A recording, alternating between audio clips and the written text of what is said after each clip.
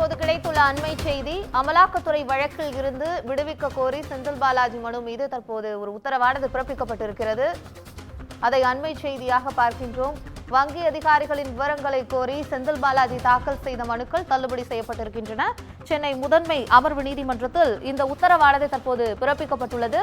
சட்டவிரோத பண பரிமாற்ற வழக்கில் தொடர்ந்து பல்வேறு சட்ட எதிர்ப்புகளை பார்த்துக் கொண்டிருக்கக்கூடிய செந்தில் பாலாஜி மனுக்கள் தற்போது தள்ளுபடி செய்யப்பட்டிருப்பதாக தகவல் கிடைத்திருக்கிறது. இதுகுறித்து கூடுதல் தகவல்களை விரிவாக தருவதற்காக எமது செய்தியாளர் சுந்தரம் இணைகிறார். உங்களுடைய தகவல்களை விரிவாக பதிவு பண்ணுங்க. நிச்சயமாக பவித்ரா, அதாவது சட்டவிரோத பணப்பரிமாற்ற வழக்கிலிருந்து விடுவிக்க கோரி முன்னாள் அமைச்சர் செந்தில் பாலாஜி தாக்கல் செய்த மனு மீதான உத்தரவை சென்னை உயர்நீதி அமர்வுமன்றம் தள்ளி வைத்திருந்தது. இந்த நிலையில் இந்த வழக்கு தொடர்பான ஆவணங்களை தனக்கு அளிக்க வேண்டும் என செந்தில் பாலாஜி தரப்பில் மனுக்கள் தாக்கல் செய்யப்பட்டிருந்தன. அதில் நீதிமன்ற உத்தரவுப்படி அசல் தலான்களை ஒப்படைக்க வங்கிக்கு உத்தரவிட்ட வேண்டும் எனவும், அதுவரை அமலாக்கத்துறை வழக்கின் விசாரணையை தள்ளி வைக்க வேண்டும் எனவும் அவர் அந்த மனுவில் கோரியிருந்தார்.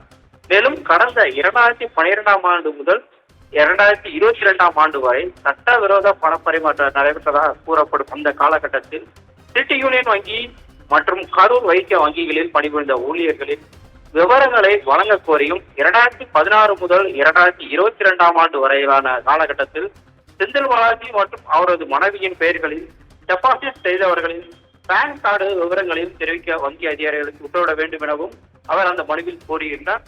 இந்த மனுக்களை விசாரித்த நீதிபதி எஸ் அல்லி முன்பு இன்று வழக்கானது மீண்டும் விசாரணைக்கு வந்தபோது செந்தில் பாலாஜி தரப்பில் ஆஜரான வழக்கறிஞர் அமலாக்கத்துறையால் தங்களுக்கு வழங்கப்பட்ட ஆவணங்களில் ஒரு சில ஆவணங்கள் திருத்தப்பட்டுள்ளதாக தெரிவித்தார். அதே போன்று அமலாக்கத்துறை தரப்பில் ஆஜரான வழக்கறிஞர் வழக்கில் குற்றச்சாட்டு பதிவு செய்யும் நிலையில் குற்ற விசாரணை முறை சட்டம் 91 படி ஆவணங்களை வழங்க கோரி மனுக்களை தாக்கல் செய்ய முடியாது என்பதால் இந்த மனுக்கள் விசாரணைக்கு உகந்தது என அவர் தெரிவித்தார். இந்த இருதரப்பு வாதங்களை கேட்ட நீதிபதி வங்கி ஆவணங்களை வழங்க உத்தரவிட கோரிய செந்தில் பாலாஜி தாக்கல் செய்த மனுவை தள்ளுபடி செய்து உத்தரவிட்டார். மேலும் அமலாக்கத்துறை வழக்கிலிருந்து தன்னை விடுவிக்க கோரி செந்தில் பாலாஜி தாக்கல் செய்த மனு மீதான உத்தரவை வரும் ஜூன் 19ஆம் தேதி பிறப்பிக்கப்படும் என்றும் நீதிபதி அல்லி தெரிவித்துள்ளார். பவித்ரா, உங்களுடைய தகவல்களுக்கு நன்றி சுந்தரம். அமலாக்கத்துறை வழக்கில் இருந்து விடுவிக்க கோரி செந்தில் பாலாஜி தொடர்ந்த மனு மீது ஜூன் 19ஆம் தேதி உத்தரவு பிறப்பிக்கப்படும் என்ற ஒரு தகவலும் கிடைத்திருக்கிறது.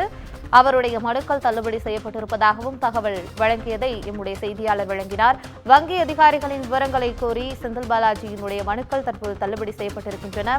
சட்டவிரோத பணப்பரிமாற்றம் நடந்ததாக கூறப்படும் காலத்தில் பணியாற்றிய அதிகாரிகள் குறித்து எந்த ஒரு தகவலும் இல்லை என்றும் சொல்லப்பட்டிருக்கிறது. அமலாக்கத்துறை வழக்கில் இருந்து விடுவிக்க கோரி செந்தில் பாலாஜி சொல்லப்பட்டிருக்கக்கூடிய வழக்கு ஜூன் 19ஆம் தேதி விசாரிக்கப்படும் என்ற ஒரு தகவலும் தற்போது கிடைத்திருக்கிறது.